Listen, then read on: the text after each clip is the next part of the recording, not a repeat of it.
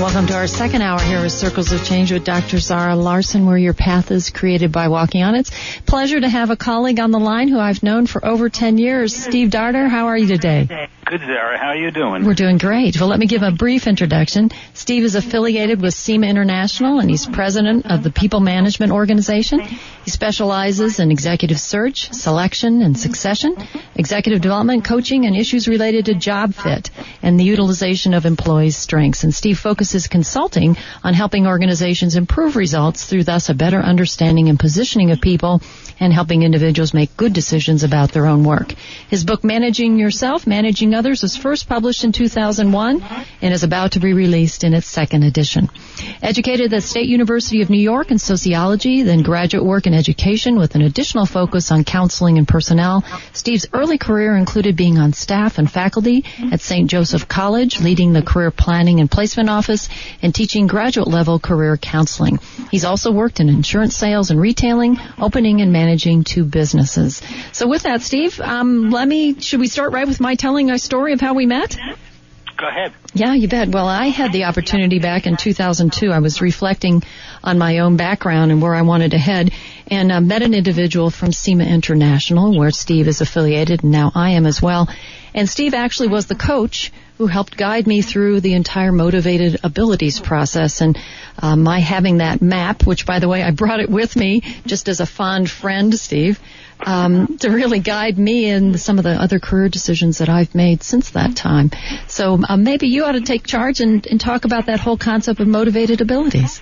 Okay. What I believe, Zara, and what my book is about is that people are either born with or they develop early in life a natural way of doing things. We can call it natural strengths or natural abilities or a natural style.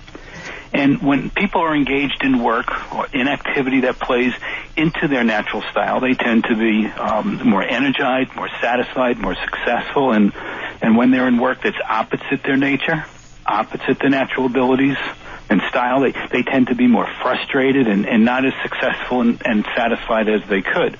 And this has implications for how we can best manage ourselves and when we have responsibility for others, how we can best manage others.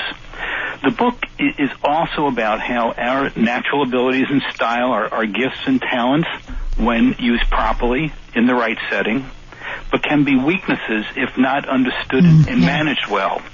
That is, I believe that a weakness in many ways is nothing more than the flip side of a strength. And let me give you an example. Sure.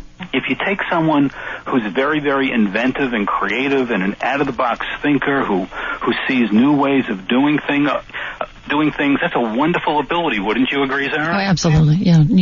Organizations want more and more of that in their companies. Right. But what if the job involves implementing something exactly the way it was laid out, exactly the way it was set up, or exactly the way it was designed or planned? No variation. That's the job. It doesn't mean that the person can't do it, but it's not in their nature to do it that way. So the natural style, the natural ability actually ends up becoming a weakness, or at least a potential weakness, if it's not understood and managed well. And if I were that person, Zara, and you were my manager, you'd be saying to me, Steve, can't you just do it the way it was laid out? Follow the directions, yeah. I'd be saying to you, Zara, don't you understand? Don't you see? Let me give you another quick example. If you take someone who is really highly motivated to think deeply, to be very analytical, to weigh things out carefully in order to make the right decision, again, a wonderful gift. Unless, of course, a quick decision is needed based upon gut and feel, without a lot of the information, the strength ends up becoming a weakness again, or a potential weakness, unless it is understood and managed well. So people, I believe, in many ways, can become their own worst enemy. Oh, in fact. They don't understand the natural way that they like to go about doing things. Rather than them managing it, it ends up managing them if they're not aware of it. Well, let's have some fun with this, and let me share the motivated abilities pattern, just a snippet of it that you led me to understand back in 2002, and that was at the core. I'm all about being a pioneer, extracting potential, making an impact, affecting change, and prevailing. And Steve, you may recall that the real gotcha for me is this element of prevailing.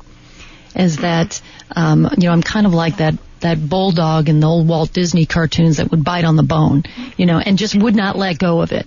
So one of the challenges for me that in many regards prevailing is a strength, right? As a leader, we're not going to stop this until we really get this done, delivered, closed, get the results to the customers. However, there are times when enough already, get it 80-20. But still I'll be sitting there saying, but, we still could do a little bit more and become my own worst enemy. You're right. Yeah, and it means you need to have around you people who embrace that. It also means that just by nature you're going to have a certain amount of angst in your life because you're going to want things to come up against. And the pioneering is a very interesting concept, too, because it always means you want to be on the cutting edge. Right. You want to look over the mountain, at kind of the next generation of the next thing to do. Hence going from United Technologies into radio broadcasting. Yeah, exactly. Getting a doctorate in between. Mm-hmm. Thank you. You're absolutely right. Perhaps we should share with our listeners first, Steve, right at this point, how is it you go about learning what those motivated abilities are? Okay. So if you look at a lot of tests, and I'm not saying tests don't work. I think tests have great accuracy, but what they're doing is they're saying people are one of 10 types or 12 types or 16 types, and they ask you questions, and then they put you kind of into this, we'll call it description, one of a category, and they say you come closest to this kind of thing. We believe that everybody is unique and different, and we kind of know this. If you're a parent and you look at your kids, most parents, if they have more than 2 kids or more, they'll tell you they're very different and literally different from birth.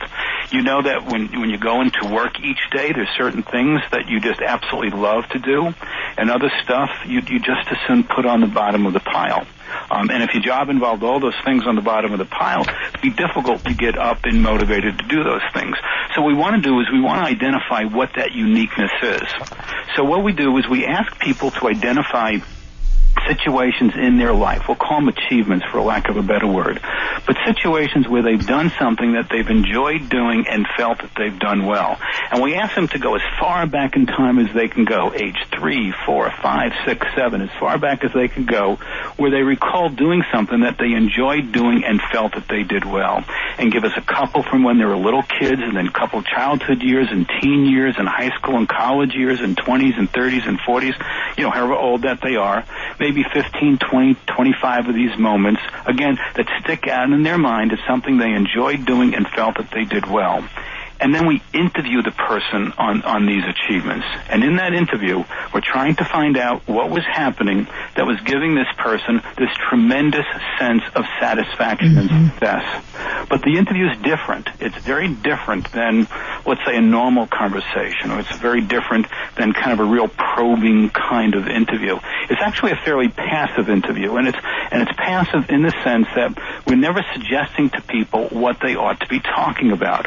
What we're saying is, okay, here's something you did. I started a clubhouse in with the neighborhood kids in the backyard. We say, tell us about that. And every time as they tell us the story about that, every time they come to a word, mostly verbs, where I organized, I planned, I built, I designed, we stop them theoretically and we say, how? How'd you organize? Exactly. We just see you in action. Yeah, exactly. We're seeing the person in action. We're asking them to go back in time and describe as if we're seeing it through their eyes. And as long as we stay true to this process of being hands-off and sort of letting them that story unfold, like peeling away layers on an onion, we see themes start early in a person's life and stay very, very constant throughout their life. That process, by the way, is called SEMA, which stands for System for Identifying Motivated Abilities. And through this SEMA process, we produce what's called a MAP, which stands for a Motivated Abilities Pattern. And a MAP becomes a description of those themes or a description of the person in action when they're most highly motivated. You said earlier that all those themes and then those motivated abilities we tease out that if not careful can work against you based on the context. So I think one area of this inquiry that's so interesting is we also help people understand the circumstances and the right environment that could be part of a good fit for them. Right, Steve? Yes. And so some of those things that would trigger, that would allow us to see, so you like to be in an area or an environment that has emergencies and drama because you like to solve and resolve problems quickly.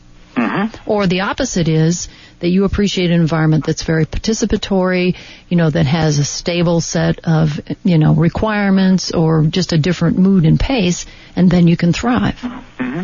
Some people are very motivated by a lot of structure and definition, and some people, by nature, want a degree of kind of chaos around them that they can kind of, move through. And have the freedom to move through. So we're all very different. One of the problems is people tend to see the world through their eyes. And when they see it through their eyes, they're assuming that that's the way it ought to be. Mm-hmm. But if I have a nature, and say my nature is not to prevail, is not to pioneer, is to not to extract or maximize potential, but to take something and just run it the way it is and to maintain it. If I have that nature, that means you have your nature, and so we can potentially clash that way. Or if done right, different. Or done right, into the whole concept of compatibility. Right, compatible. If you and I were the same, there may not be enough room on the plate for you and I to do our thing together. Or if we see the world differently, then we're kind of fighting with each other. But same as if I'm very opposite you and very different from you, and I just want to implement it, okay? Where I might resist you, at the same time, if we understand the differences in our nature and how we can complement each other, then I'm working with you, and you can count on me to implement something and to maintain it while you go pioneer over the next mountain. As a matter of fact, Steve, that was the advice you absolutely gave me at the time we went through this exercise. Because I was at a point when... I'm consistent. You're consistent, my friend, yes, because I was at a point where this big project we were leading really was slipping into a very important phase, which is called sustain. And some of what I was having to cope with was my own boredom, but really it was because the circumstances were no longer triggering a possibility of pioneer.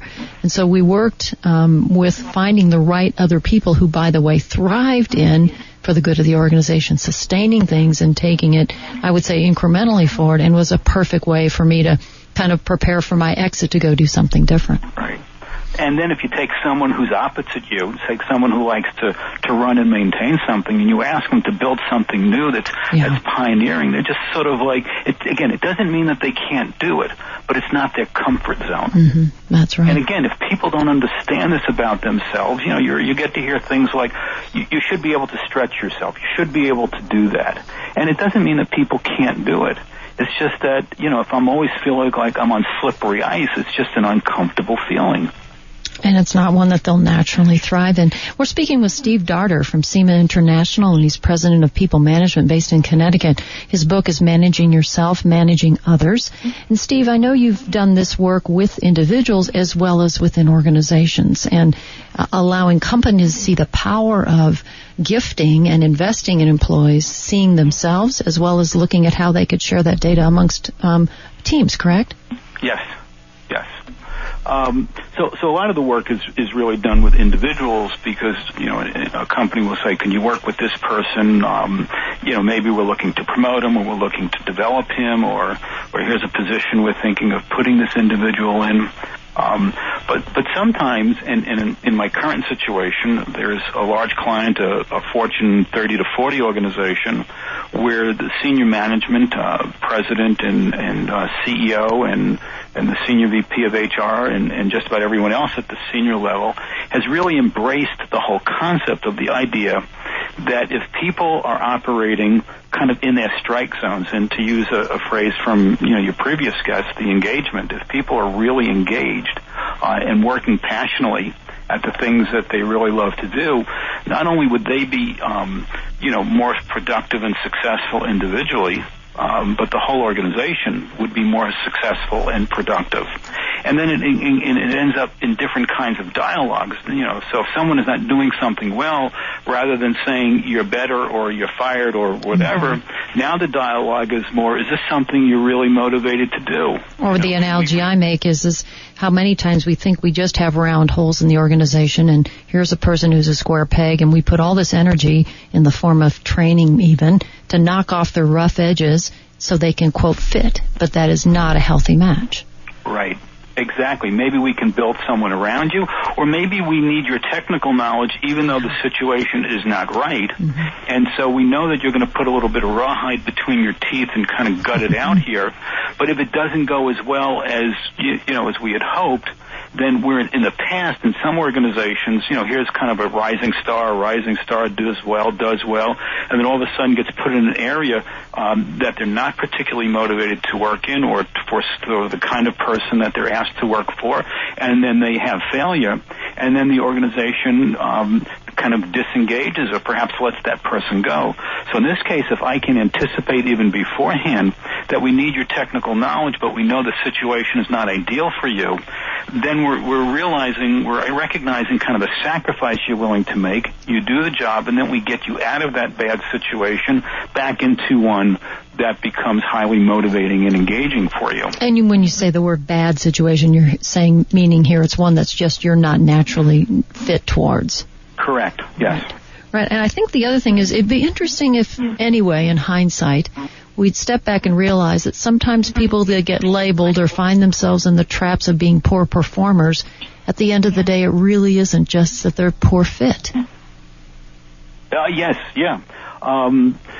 Sometimes, for example, I'm engaged in activity that I am motivated to do, but I haven't gotten the proper training and the proper development yet. And so the organization just sees that I'm not doing well, and maybe removes me from there as opposed to gives me the kind of training and development I need to really excel. In some situations, I'm doing work that I'm not really highly motivated to do, but I'm kind of gutting it out and I'm doing it well. And what happens, for example, Zara, if just say you don't really enjoy budgeting, but I give you the assignment to budget. He knows this, by the way, folks. That was one of my stories. I don't like to do budgeting. and you do this project well, okay? So you budget this thing well, right. And I see that you do it well, and I'm your manager. What I'm likely to do is to give you even more activity in budgeting. Exactly. And so now I make a greater part of your job, something that you really don't enjoy doing. And so if I keep doing that to you, then what happens is your job becomes less and less motivating and satisfying. And then one day someone is saying, what happened to Zara? She used to be, such a high-performing individual. Now she seems like, she's not all that motivated. And we kind of do it to the person because we don't understand it. Well, and I think what we're also trying to say, folks, is that we allow it to do it to ourselves by not having perhaps the self-knowledge or raising our hand and saying, this isn't the right match for me. And that does take, the right culture, doesn't it, Steve, though, to allow those kind of honest, trusting conversations to happen? Well, it takes, I think, the right leadership at the top and the right managers. If I say, let's just do this to you, then I may be a little bit more guarded with the information I get. But, like, for example, in this company I'm working with now, and we have put a little bit over 300 executives, through this process and have had developmental conversations, and a lot of them built around conversations they have with the president of the organization. But he runs a lot of sessions where he actually reveals his own map with all pimples and warts, and he'll say Dart is going to slice and dice me in front of you, and that really sets a tone for people to be very, very honest. And I've been there where he's had conversations with like a vice president of the organization who they were moving around and developing, who really, when I had my conversation with this vice president, he confided in me that he was pretty miserable in his job. And when he sat down with the president, who's become very astute at this stuff, he looked at the map and he looked at what they were doing, and he said, do you like your job? And the guy, turned around where normally they'd be hesitant. He said, I hate my job. And the next 20 minutes, 30 minutes of their conversation was built around, so what can we do to get you into a job that really fits, that really works well? And it's been about 5 years now, and this person is just as happy, as a lark as I understand it. Well, and I think in this day and age, this whole idea of engagement really it goes far beyond just making sure everybody knows what the goals, the strategies, the vision are, but it's how we can get it so that each one of us does what we do, and we don't even view it as WORK, right? We get up and it's fun, it's passionate, it comes to us naturally and easily, just like those early stories you evoked to get us to talk about when we were young. The difference between work and non-work activity is pay. So I may go home and, I may be going into work every day and working at a job that I don't particularly enjoy. And then I go home at night and maybe I like working with my hands building things. So I go into the basement and I do my woodworking. So in one I'm getting paid and one I'm not, but it's still activity. So if I can get engaged in work that I love doing and at the same time get paid for it, then I'm sort of like I died and went to heaven. It's like I can't believe they're actually paying me to do this. And particularly because you're talking about, in this case, psychic income, not just necessarily also the visceral income. Well, sure. Thank you, Steve, for being with us again. This has been Steve Darter from SEMA International and also president of People Management in Connecticut. His book is Managing Yourself and Managing Others. Thanks for joining us here on Circles of Change today. You're welcome, Sarah. Take care. You bet. Wouldn't you love to get paid for doing what you love to do? If you're ready to move on to what's next, join us for Circles of Change with Dr. Zara Larson. Our uplifting live talk show on Saturday mornings from 10 to noon will have you circling back, not running in circles, to pull your experience forward in new ways. Advance your career plus help others with theirs. Join us Saturdays 10 to noon right here on 104.1 The Truth for pragmatic advice and unconventional wisdom. Circles of Change with Dr. Zara Larson, where your path is created by walking on it.